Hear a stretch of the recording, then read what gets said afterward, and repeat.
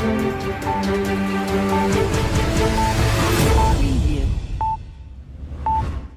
hello, COS supporters, and welcome back to another episode of COS Live. My name is Andrew Woodruff. I'll be your host. And joining me today is my co host, Rita Peters, who is also the Vice President of Legislative Affairs. Rita, thank you for joining us. It's great to have you back. How are you? It's good to be back. I'm great, Andrew. And hey, I would love to know where our viewers are tuning in from today, wouldn't you? I would love to know as well. You can drop a comment below. You can let us know where you're tuning in from. And then while you're at it, you can do a like, a rumble, a retweet, or a share. We need to get out this message about Article 5. It's the secret weapon that the founding fathers gave to us. The best way to spread this secret weapon is to make it not secret by sharing it on social media. So we have a great program lined up for you with the influx of supporters across the country. So many people are pouring into this movement. We think that it is the right time to show you the updated version of our COS presentation. It's a great presentation that anyone can use to help rally support within their community. But before we get to that presentation, we have, as always, our Article 5 trivia giveaway with COS Vice President Mike Ruthenberg. Mike, over to you.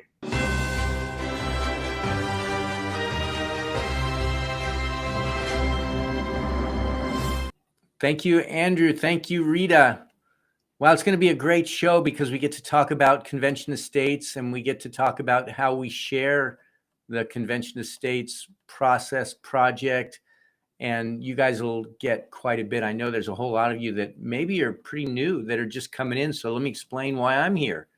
And the reason I'm here is because I get to ask a little trivia question, something I think you guys are going to really enjoy. Might stump a few people because I don't think anybody knows all the amendments to the Constitution, although that might be a little bit of a hint to get the prize out. I'm wearing a shirt right now that says term limits now. And I'm particularly in support of term limits on our Supreme Court justices because I think that's one way we could potentially fix, or at least partially fix, our Constitution that has been the subject of this book right here. Our Supreme Court has written that book over the last 200 plus years. It's about 10 pounds of decisions that have radically altered our Constitution. So that's one of the reasons why I'm wearing this shirt. And you can win one if you answer our trivia question by typing into the comments the correct answer, and you're the first one, then you will get a Term Limits Now shirt from our Convention of States store. If you don't win, no worries. All you have to do is go to shopconventionofstates.com and you can get whatever you'd like. We have so many really cool items, lots of shirts, lots of promotional items, lots of ways to be able to start the conversation with Convention of States. But here's another way, and that is the trivia question that I'm going to give you today. And it relates a little bit to what has happened in the Declaration of Independence. Is it declares the primary purpose of government is to secure our rights, the rights of the people, or to protect our natural rights. Our rights are given to us by God, not by our government. And the checks and balances in the Constitution actually protect us from our government by not allowing any one part to get too powerful. And Article 5 of the Constitution is one way, that's actually one of two methods, constitutional methods, the founders gave the states to check the federal government. So here's my question. Which amendment removed the other important check that the founders gave the states to check the power of the federal government? Again, which amendment to the Constitution removed the other important check that the founders gave the states to check the power of the federal government? Go ahead and put the number in, explain it, however you want to do it. If you're first, you will be right. And I'll be back at the end of the show to explain that a little bit more. For now, pay attention because Rita and Andrew are going to share ways that you can learn more about Convention of States and share more about Convention of States. We'll see you in a few minutes. Thanks, Mike. Well, now we're going to walk you through the Convention of States presentation. Rita and I, over the next 20 minutes, are going to provide you with everything you need to know about the Article 5 Convention of States project, the problem, the solution, how it works, our strategy, and finally, how to get involved. If you're unfamiliar with this idea and this movement, don't worry. I was sitting right where you are not too long ago, and hopefully by the end of our time together, you'll have a good grasp on all of the basics. Let's start by talking about the problem. The Convention of States project is designed to address the three biggest problems we see in Washington, D.C. the debt and spending crisis, the overreach of the federal government, and the negative effects of career politicians. First, the debt and spending crisis. Here's the most important fact about our spending problem. Party doesn't matter. Democrats and Republicans both spend far beyond our means, and it's jeopardizing the future of our children and grandchildren.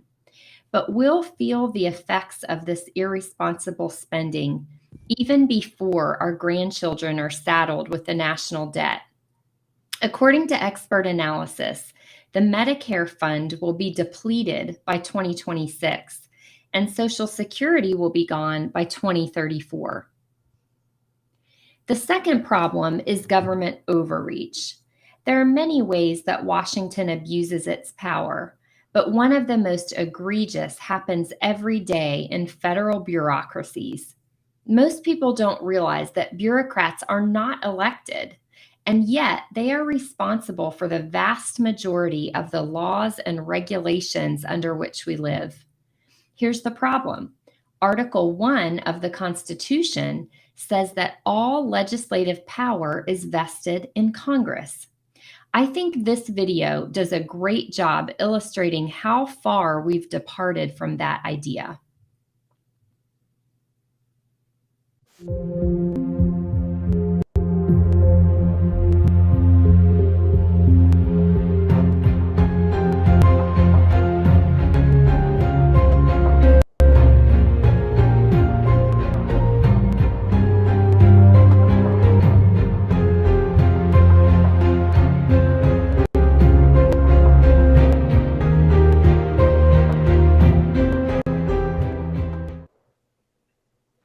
And the federal bureaucracy isn't the only branch that creates laws out of thin air. The Supreme Court does it too, as Mike Ferris explains in this next video. People like us, people that are frustrated with Washington, D.C., often say, well, they don't follow the Constitution anyway. Not true. They follow the wrong one. They're following the Constitution as interpreted by the Supreme Court, rather than the Constitution as written. This, taking out of my pocket, is a pocket Constitution. 4,000 words in the original document, 400 words. If you count the amendments, we're talking about 7,000 words. But here is the Constitution in force today. This is 3,000 pages of Supreme Court rulings showing what every ruling has done to the original words. This isn't going to get any smaller. In fact, every time they publish this document, they leave a bunch of blank pages at the back for additional rulings that they know are coming. Every page in this document means a grant of power to the federal government. Understand that this is the Constitution in operation today, and unless we change it, unless we make its wording crystal clear, we're going to continue to operate under this document forever and ever until the whole house of cards comes falling down. Neither bureaucrats nor Supreme Court justices are elected. So when they make laws, it takes power away from the people and gives it to entities that are almost never held accountable for their actions. And speaking of unaccountable federal officials, our founders never wanted anyone to make a career out of public service. But look how long these men and women from both sides of the aisle have been in Washington. You might say, what's wrong with that? Their constituents elect them. Why shouldn't they continue serving? The problem is that the longer someone stays in DC, the more they smell like the swamp, the more they become tied to the bureaucracies and special interests, the less they're willing to stick their neck out for the good of their constituents or, more importantly, the good of the country. And as you can see, the problem is getting worse. And why shouldn't it? Our federal officials, whether we're talking about bureaucrats, the Supreme Court, or Congress people, don't have any incentive to change the status quo. They're perfectly happy to continue acquiring more power, wealth, and influence as long as we, the people, will let them. This is one of our core beliefs at the Convention of States Project. The federal government will never fix itself. They'll never stop spending, abusing their power, or seeking re-election. Fortunately, the Founding Fathers predicted this would happen. That's why they included the Convention of States option in Article 5 of the Constitution. The 15th of September, 2 days before they signed the document, the end of 4 long, hot months in Philadelphia, they were ready to go home. But George Mason noticed that Article 5 only had a single method for amending the Constitution. He said, wait a minute, what if Congress becomes an obstacle?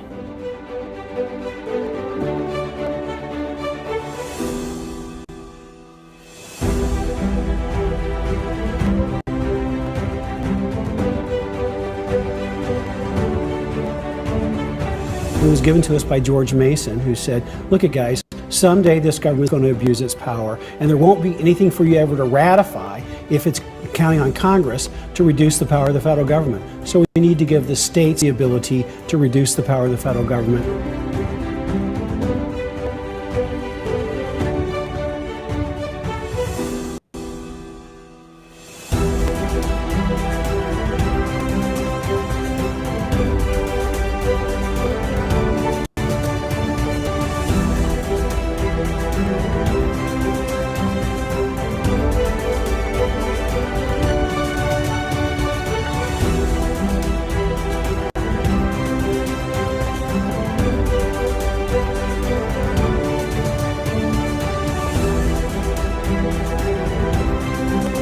The founders wrote Article 5 for a specific reason, so that the states could check federal power. They knew that without the Convention of States option, a corrupt, powerful federal government would never fix itself. Which brings us to the actual text of Article 5. Here's what it says. At its most basic level, Article 5 allows the state legislatures to call a convention for the purpose of proposing amendments. This convention can only be called if 2/3 of the states, today that would be 34, pass resolutions calling for such a convention. And note the word proposing. An Article 5 Convention of States is a meeting of the states in which they discuss potential amendments to the U.S. Constitution. Those amendments, as Article 5 says, must then be sent back to the states and ratified by 38 legislatures. This is a very high bar. But it ensures that only the best, most popular amendments will finally be added to our founding document. Our plan is simple. We want to use Article 5 as the founders intended. We believe the federal government has gone off the rails, and we want to encourage the states to use their power under Article 5 to get our nation back on track. Like the colonists did during the War for Independence, our desire isn't to scrap everything and start something brand new. Instead, we want to get back to our founding principles, and we believe the best, most effective way to do that is to call a convention of states. Fortunately, the founders predicted this would happen. That's why they included the Convention of States option in Article 5 of the Constitution. So here's how it works. First, citizens ask their state legislatures to pass a resolution calling for an Article 5 Convention of States. Millions of patriots all across the country have done this by signing the Convention of States petition, and thousands more have called, emailed, and met with their state representatives. Next, the Convention of States resolution follows the same process as any other bill or resolution. It must pass committees in both chambers and finally pass the full chamber in the House and the Senate. Once 34 states pass identical resolutions calling for a convention of states, Congress is obligated under Article 5 to name a time and place for the convention. The state legislatures decide how to select delegates to the convention, but no matter how many delegates they send, each state only gets one vote. At the convention, delegates propose, debate, and vote on amendments. We'll get into the details of this in a minute, but for now, it's important to know that all amendments proposed must be limited to the language in the Convention of States resolution. Any off-topic amendments will be considered out of order. Amendment proposals are passed at the convention when a simple majority of the state delegations vote for them. But that's not the end of the process. Next, the amendment proposals that pass out of the convention are sent back to the states for ratification. 38 states must vote yes for any amendment proposal to become part of the Constitution.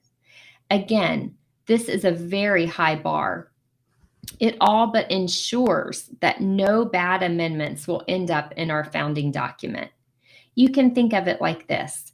It only takes one legislative chamber in 13 states to keep any amendment from moving forward.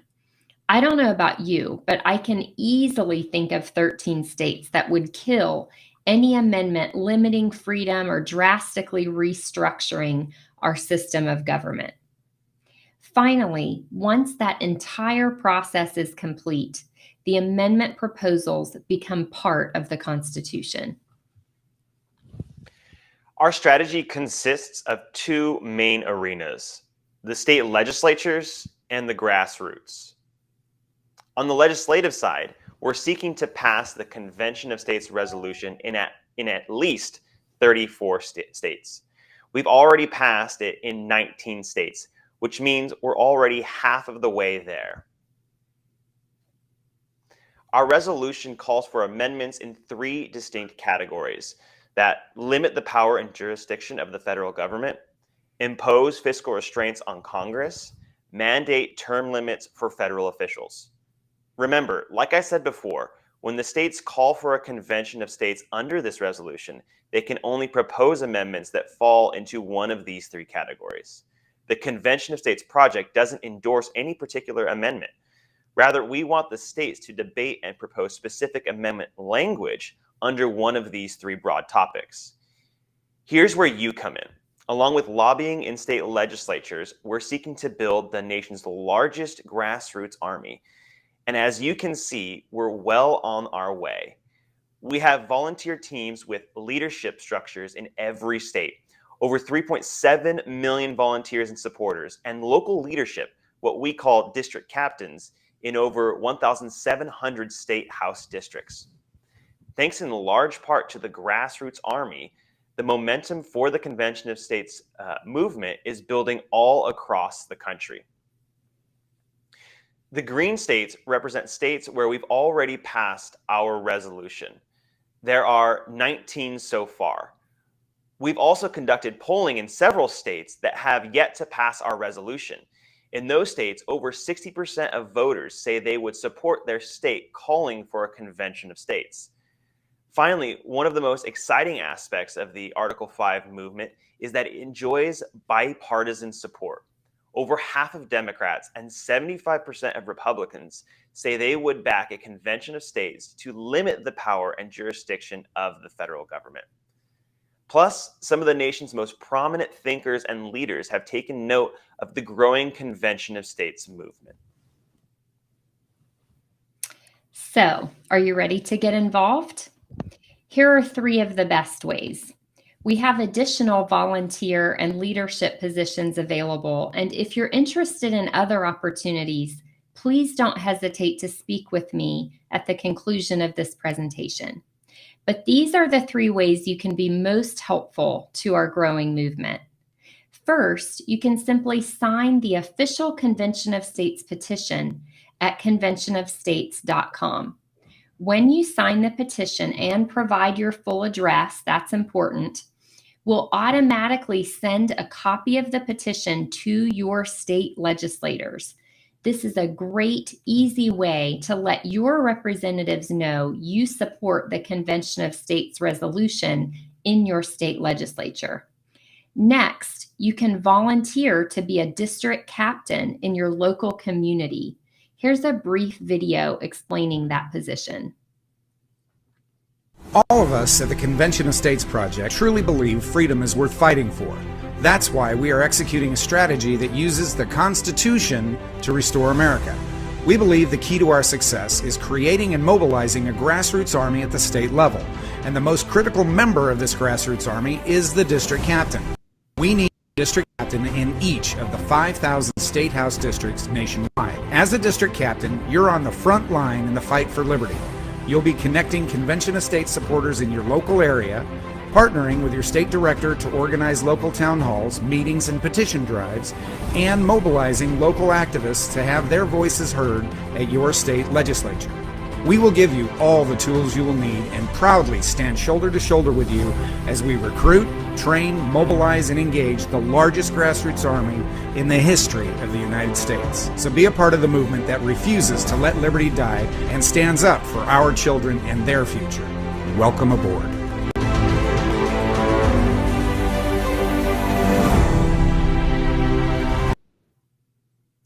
Now, this last way to get involved is less important than the other 2, but I still wanted to mention it. We rely heavily on our amazing volunteers, but like any other organization, the Convention of States Project also relies on our generous donors to keep up the fight for liberty. If you'd like to contribute, you can do so at conventionofstates.com/donate. And that's it. Thank you so much for your time and attention today.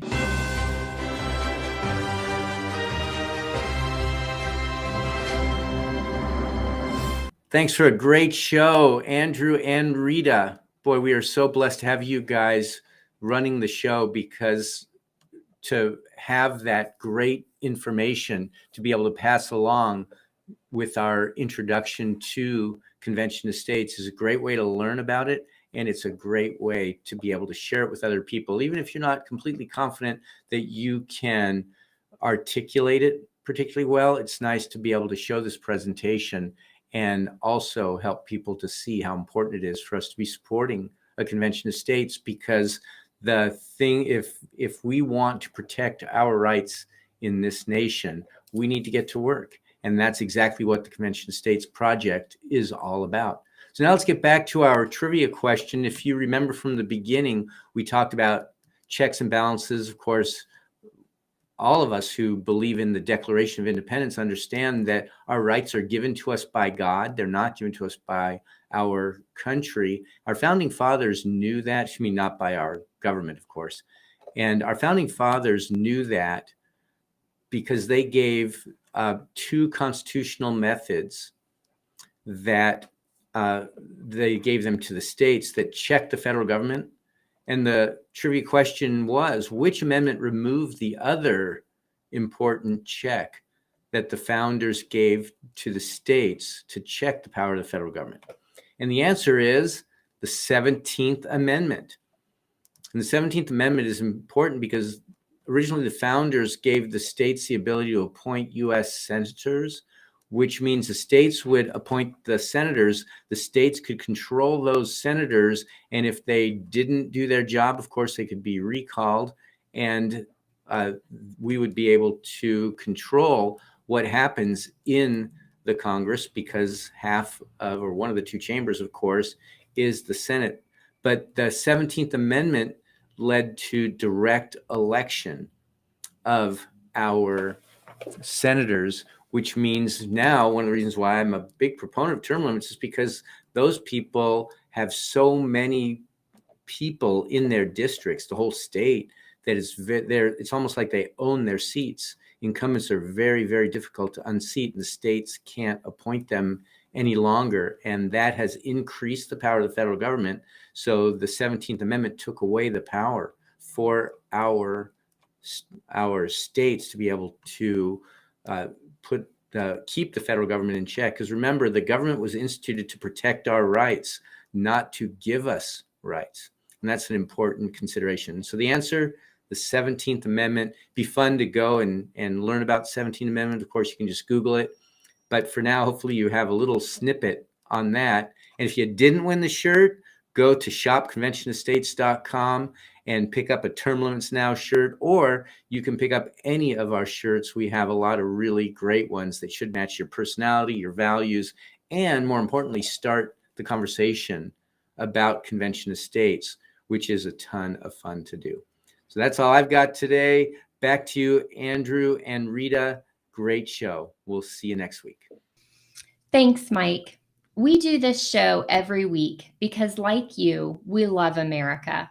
What we don't love is what's being done to her by swamp monsters in Washington. This isn't how it's supposed to be. What we need is a real plan. In Article 5 of the Constitution, the American founders inserted a plan. They gave us a fail-safe, a convention of states for proposing amendments to rein in federal tyranny. We're organizing where we, the people, have the advantage in the states. The best part? Neither the president nor Congress can do a thing to stop us. The states are agreeing in advance to discuss amendment proposals on 3 topics: term limits, fiscal restraints on Congress, and limits on the size and scope of the federal government. This is a solution as big as our nation's problems. Join Ben Shapiro, Governor Ron DeSantis, and millions of liberty-loving patriots by signing and sharing the petition at conventionofstates.com. Then go to conventionofstates.com and click that Take Action tab to volunteer and help us save America. And after you volunteer to help save America, please go join our social media platforms. We are on Rumble, MeWe, Facebook, Twitter, Parler, Instagram, Getter, and TikTok. Make sure that you're subscribing, sharing the content, liking the content. Again, this is how we get out the message about Convention of States. You can also listen to the Convention of States podcast. You can find historic legacy content, including this show there. Just search Convention of States wherever you podcast from. Text START to 54555 to bypass big tech and receive important COS messages and updates. Again, that's START to 54555. Check out the Battle Cry with COS co-founder and president Mark Meckler, Sunday nights at 8 p.m. Eastern Time. We'll see you next Tuesday at 6 p.m. Eastern Time for another edition of COS Live. But remember, politics is not a spectator sport. If you really want to win, you really want to change the country, it's time for you to get in the game. Your country needs you. Thanks for joining us.